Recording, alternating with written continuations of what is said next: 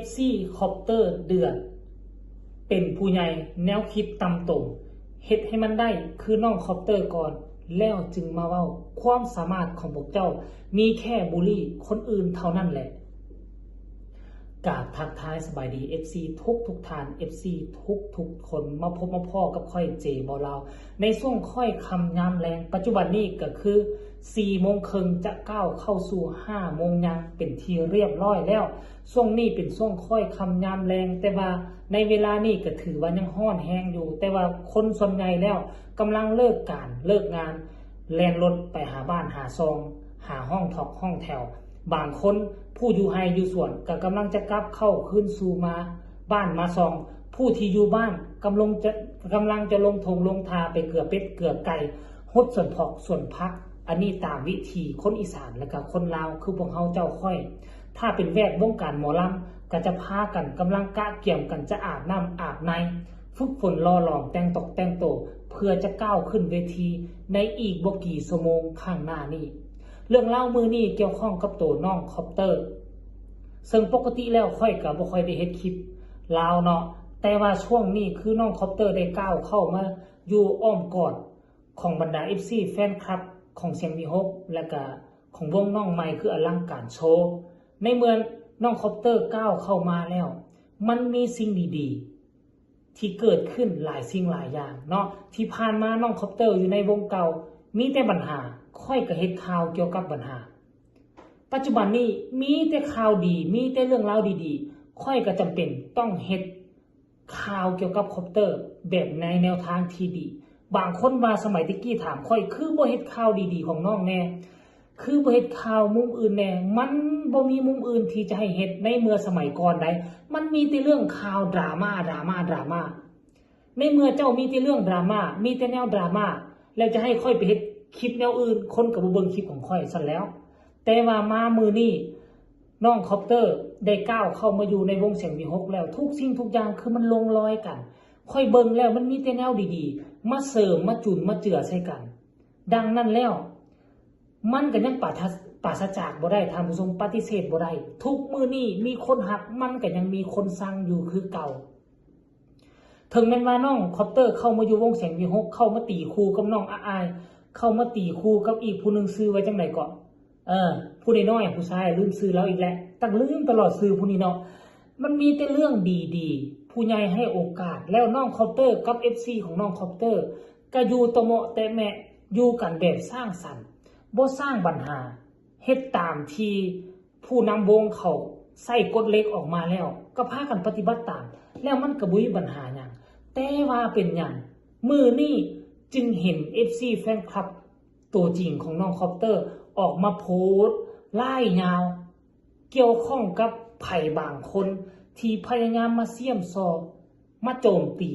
มาบูลลี่น้องคอปเตอร์เดี๋ยวค่อยจะไปอ่านสู่ฟังเด้อมีคนมาเขียนว่ามีเวลามานั่งอ่านคอมเมนต์ในคลิปน้องคอปเตอร์บางคอมเมนต์สกปรกหลายข้อความจากผู้ใหญ่บางคนต่ำต่มเกินไปทำให้มันได้เหมือนน้องก่อนเถอะคอยมาพูดคอยมาเว้าความสามารถของพวกเจ้ามีคุณค่าแค่บุลลี่เด็กน้อยนั่นแหละความสามารถของพวกคุณมีดีแค่บูลลี่เด็กเหรอท่านผู้ชมหลังจากที่โพสต์นี่ขึ้นมาทั้ง FC แฟนคลับทั้งกลุ่มบ้านฮักของน้องคอปเตอร์ก็พากันมาแชร์เข้าเพื่อให้บรรดา FC แฟนคลับของคอปเตอร์หลายคนได้พิจารณาได้เห็นคอมเมนต์แนวคิดจิตใจของคนเรานี่แด่ท่านผู้ชมสำหรับตัวค่อยในฐานะที่ผู้ที่ตามข่าวในผู้ที่เฮ็ดข่าวเกี่ยวกับแวดวงการหมอลำโดยเฉพาะคือศิลปินหน้าใหม่ศิลปินน้องใหม่เนาะหนึ่งในนั้นก็มีน้องคอปเตอร์ที่ค่อยเข้าไปสอดส่องเบิ่งการเคลื่อนไหวบ่ว่าจะประเด็นดราม่าค่อยก็เฮ็ดดราม่าประเด็นที่ดีค่อยก็เฮ็ดเรื่องประเด็นที่ดีเกี่ยวกับเราและค่อยตอกย้ำอีกว่าในทุกมื้อนี้น้องคอปเตอร์มาอยู่ในวงเสียงวีฮกมาอยู่ในวงอลังการโชว์ปัญหามันบ่ค่อยมีแล้ว ตัวน้องคอปเตอร์และตัว FC บ่มีปัญหาบ่ได้สร้างปัญหาเกี่ยวกับวงใหม่นี่เป็นแท้แน่นอนแล้วตามที่เจบ่ลาวติดตามมาตั้งแต่ก้าวแรกที่น้องเข้ามาอยู่ในวงเสียงวิหกแต่ว่าเป็นจังใดเป็นหยังมันจึงว่ามีบรรดาผู้รักผู้ใหญ่เป็น FC ผู้ใหญ่แล้วเป็นหยังต้องมาบูลลี่น้องคอปเตอร์บูลลี่น้องคอปเตอร์ตื่มและเข้ามาคอมเมนต์ต่างๆนานาซึ่งหนึ่งในนั้นก็ในช่องของเจบ่ลาวที่เจบ่ลาวเฮ็ดก็ยังมีคอมเมนต์เหล่านี้อยู่ท่านผู้ชมในเมื่อเจ้าเป็น FC ของเสียงวีหก ถ้ากรณีว่า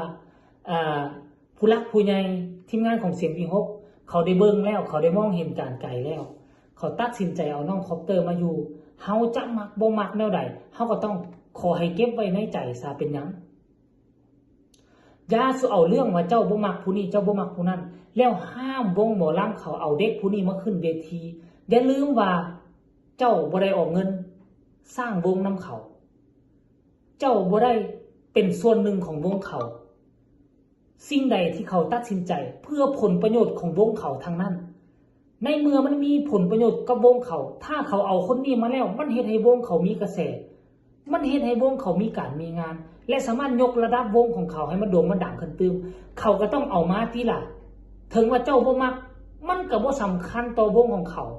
สำคัญคือเขาดึงน้องคอปเตอร์มาแล้วมันเฮ็ดให้วงเขายกระดับขึ้นตื่มเขาบ่ได้แค่แนวคิดว่าโอ้เจ้าเป็น FC ใดค่อยควรจะฟัง FC คือเจ้าใดค่อยบ่เอาน้องคอปเตอร์บ่เขาบ่ได้ฟัง FC คือพวกเขาเจ้าค่อยเลยถ้าสิ่งใดเขาคิดแล้วผลประโยชน์ของวงของเขามาเขาก็ต้องเลือกเอาผลประโยชน์ของวงของเขามาก่อนแล้วเฮาเป็นส่วนหนึ่งของเขาบ่ได้เป็นส่วนหนึ่งของเขาแล้วเฮาสำคัญบ่ต่อกับวงเขาถ้าคันเว้าว่าเป็นกลุ่มคนกลุ่มน้อยๆบ่สำคัญแต่ถ้าเว้าเป็น FC เป็นกลุ่มใหญ่มันก็สำคัญหั่นละถ้ากรณีว่าวงจะมีกระแสก็เพราะ FC แฟนคลับแต่อย่าลืมว่าส่วนน้อยที่มาคอมเมนต์บ่มักน้องคอปเตอร์ที่อยู่ในช่องเจบ่ลาวก็เคยเฮ็ดคลิปไปก็มีหลายคนมาว่าบ่มักบักนี้บ่มักคนนี้เอามันออกไปเอามันเข้ามาเพื่อหยังตั้งคำถามแบบนี้อยู่ในคอมเมนต์ของช่องเจบ่ลาวก็มีแต่เจบ่ลาวบ่ไปตอบโต้บ่ไปคอมเมนต์ตื้มอันนี้เป็นแนวคิดจิตใจของบางคนที่เขาบ่มักเขาก็ต้องบ่มักอยู่หั่นวันยังค่ำแต่สำหรับเจบ่ลาวในฐานะที่ผู้เฮ็ดข่าวในฐานะที่ผู้เฮ็ดคลิปค่อยมักบ่มักค่อยก็ต้องเฮ็ดคลิปให้มันเท่าเทียมกันผู้นี้มีข่าวดีค่อยก็เฮ็ดข่าวทั้งเดียวมามีข่าวลบค่อยก็จำเป็นต้องเฮ็ดข่าวลบเฮ็ดตามความเป็นจริงบ่แม่นว่ามีดราม่าเรื่องลบๆจะให้ค่อยไปยกย่องยอชมเชยโอ้ผู้นี้ดีมันก็เป็นไปบ่ได้แต่ว่าในเมื่อทุกมื้อนี้น้องอายเข้ามาอยู่นี่แล้ว FC ของน้องอายเลยก็เฮ็ดดีอยู่ถูกต้องอยู่ตามปองรองแม่นทางในเมื่อเขาเอามาแล้วมันสนับสนุนวงของเขาให้เดินก้าวต่อไปและเห็นให้วงของเขามีกระแสในแนวทางที่ดีเป็นอย่างวงของเขาที่บ่เอามาวงของเขาสลาดลักแหลมถ้าเขาบ่สลาดลักแหลมเขาบ่สามารถบริหารวงมาฮอด5 ปีได้เพราะฉะนั้นแล้วอย่าสู้ไปคัดขวางการตัดสินใจของหัวหน้าวงของเขาของผู้บริหารของเขาเจ้าบ่ได้ลงทุนนำเขาเนาะคลิปนี้ฝากฝังเอาไว้สำนี้ฝาก FC ของน้องคอปเตอร์กดไลค์กดแชร์กดติดตามช่องเจบ่ลาวแน่เพื่อจะบ่พลาดในคลิปดีๆแบบนี้ตลอดไปใครมีคำตำหนิติชมคำคิดคำเห็นก็สามารถส่งข่าวมาได้พบกันใหม่ในคลิปหน้าสำหรับคลิปนี้ขอกล่าวคำว่าสบายดี